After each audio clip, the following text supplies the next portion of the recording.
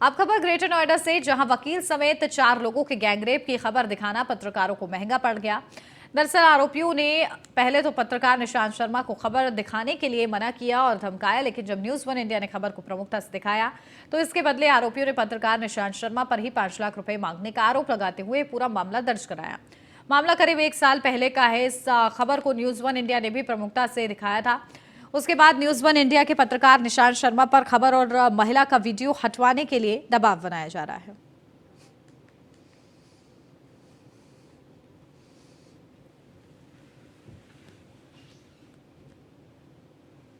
Rape हुआ था 2021 में।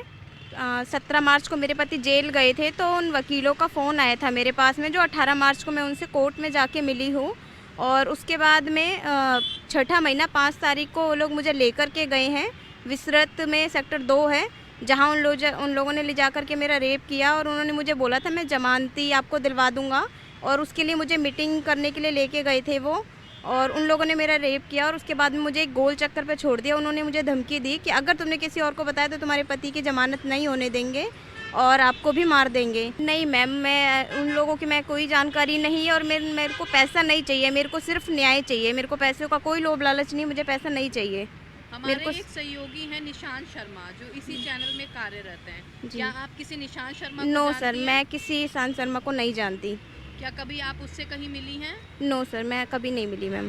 तो अब एक एप्लीकेशन दर्ज की गई है जिसमें ये आरोप लग रहा है, आप एक अंकुर शर्मा और निशांत शर्मा, अब आप उन सब वकीलों से पैसा मांग रही हैं, तो आप क्या कहेंगी इस पर? मैम, मैं कोई पैसा नहीं मांग रही और मैं उन लोगों से कभी मिली भी नहीं हूँ। मैं उनके बारे में कुछ नहीं जानती हूँ। तो अब आप कैसे न्याय की गुहार अपने लिए लगाएंगी? क्योंकि देखिए इतना समय बीत गया, आप दर दर भटक रही हैं। मैम, मैं बस न्याय चाहती हूँ। मेरे को जहाँ से भी मिले मुझे न्याय दें, नहीं तो मैं आत्महत्या करूँगी और अपने बच्चे को भी साथ। सबसे पहले हमें ये देखना होगा कि महिला ने जहाँ भी न्याय की गुहार लगाई, जैसे पुलिस स्टेशन सबसे पहले जाते हैं, तो क्या एफआईआर दर्ज हो गया है? एफआईआर दर्ज होने के साथ ही उनका मेडिकल हुआ है, नहीं हुआ है, मेडिकल के बाद उसकी रिपोर्ट्स एंड उसके बाद पूरी चार्जशीट तैयार होकर कोर्ट में लगाई जाती है।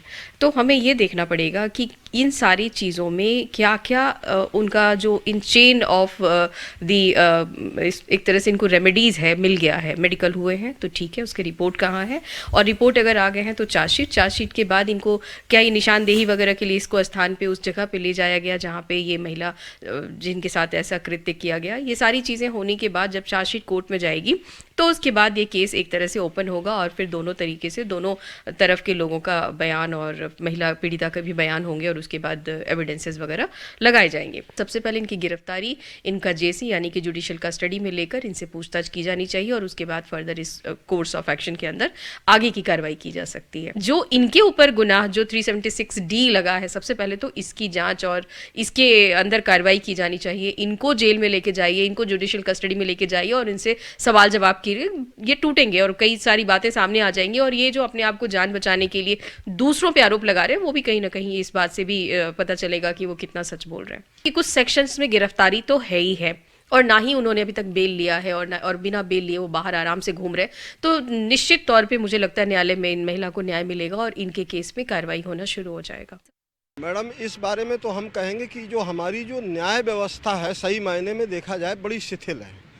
लेथार्जिक न्याय व्यवस्था के चलते पीड़ित को जल्दी से न्याय नहीं मिल पाता है। यद्यपि सब जानते हैं कि न्याय में देर होना भी एक सबसे बड़ा अन्याय है, और यहाँ पर जो ये इसके साथ अन्याय या डिले टैक्टिस अपनाई जा रही है, ड्यू टू रेपिस्ट जो है एडवोकेट्स हैं या तथाकथित अधिवक्ता हैं, और वो चूँकि रसूख वाले हैं, पैसे वाले हैं, तो दैट्स वाई चूँकि हमारे जो उत्तर प्रदेश हो या पूरे भारत की पुलिस की एक बात करें तो यह पुलिस की जो कार्यशैली है वास्तव में बड़ी संदिग्ध हो जाती है तब कि एक बलात्कारी के आरोपी को आप स्वयं क्लीन चिट दे देते हो। और जहां तक निशांत शर्मा पर आरोप लगाने की बात है, तो निशांत शर्मा का सबसे बड़ा अपराध ये है, चूँकि वो जनता की आवाज़ बनने का उन्होंने कोशिश की, एक पीड़िता की आवाज़ अपने चैनल के माध्यम से उठाई, यही निशांत शर्मा का सबसे बड़ा अपराध है। मैडम, इस बारे में तो हम कहेंगे कि जो और अब आपको ऑडियो सुनवाते हैं कि किस तरीके से आरोपी जो हैं पीड़ित महिला के साथ सेटलमेंट चाह रहे हैं। इसको लेकर उनकी ऑडियो हमारे हाथ लगी है, वो सुनिए।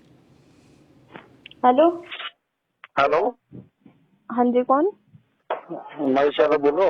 हाँ बोलिए बोलिए नजर। इस मामले को कैसे निपटाओगे ये तो बताओ मुझे, क्या चाहो ये बताओ। सर मैं कुछ नहीं चाहती हूँ, मैं क्या चाहती हूँ, मैं तो बस इंसाफ चाहती हूँ, मुझे और कुछ नहीं चाहिए सर।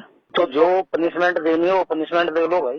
सर मेरे पनिशमेंट से क्या होगा, एक बात बताओ, जो मेरा जो वक्त कटा है क्या मुझे वापस मिल जाएगा? जो मेरे साथ में बुरा वक्त आया मुझे वापस मिल जाएगा? नहीं तो आप एक बार तो फिर अब क्या कर सकता हूँ मैं ये बताओ। नहीं, एक बात बताओ, जो मेरी इज्जत लुट चुकी है क्या मुझे वापस मिल जाएगी? क्या हूँ मैं किसी को मुंह दिखाने लायक? सर एक बात बताओ, किसी को ऐसी जगह पे ले जा रहे हो, उसे जबरदस्ती नहीं कहेंगे, क्या कहेंगे? आपने तो मुझे तो ये बोला गया था ना कि मैं आपको मीटिंग करने ले चल रहा हूँ आपकी जमानतियों के लिए, मुझे ये तो बोल के नहीं चल रहे हो कि मैं हम आपकी इज्जत लूटने जा रहे हैं। एक बात बताओ, तुम लोग खुद कर रहे हो गलत काम, दूसरे उस बंदे से भी करवा रहे हो, गलत है या नहीं है? मैं भी ठीक है आखिर मान लिया मैंने। नहीं, मैं भी आखिर इंसान ही हूँ ना। अब ये बताओ अब इसमें हो क्या सकता है ये बताओ। अब मिल सकते हो आप दूसरों से मेरे पास में फोन करवा रहे हो, कभी किसी से मेरे पास में फोन करवा रहे हो, कभी आपका भाई कर रहा है, कभी आपकी कोई वकील कर रहा है, कभी कोई कर रहा है। मैंने किसी से फोन नहीं करवाया आपको।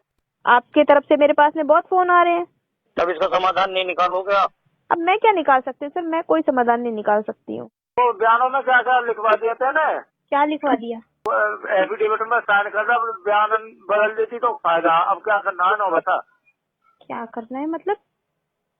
अब ये है कि देख यादव जी भी बेचारे परेशान है, बेबी बच्चे वाले हैं। नहीं तो तुमने मुझसे झूठ क्यों बोला? अगर तुम अपना गुनाह अपने आप कबूल कर लेते तो मैं ये सब क्यों करती?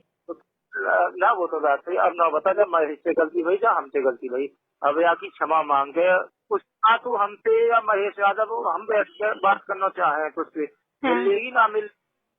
तो मैं क्या एक बात बताओ, मैं मिलके क्या करूँ? तुम मुझे बता दो जरा, क्या मैं मिलके करूँ? उससे मिलने से होगा भी क्या? तुम मुझे वो बात बताओ। इज्जत जाने के बाद में वापसी आ जाती है, मुझे इतनी बात का जवाब दो। तेरी बालक है, हमारे बालक है भाई। अब तो जो भी मतलब गलती मेरे आगे तो कोई भी नहीं था उस समय। जो भी गलती हो गई, क्योंकि किसी लड़की की इज्जत क्या होती है ये तुम नहीं समझोगे, क्योंकि अगर तुम समझते तो तुम गलत करते ही नहीं। गलती हो गई तो गलती की वाकई दंड भी तो दिया जाता है। वो फटकार के मार के पीट के नौबत मरीज यादव से कितना दिन भर भैया मुझे नहीं चाहिए। अब क्या करना है ना बता। भैया मैं कुछ नहीं कर सकती हूँ, मैं कुछ नहीं कर सकती, मैं क्या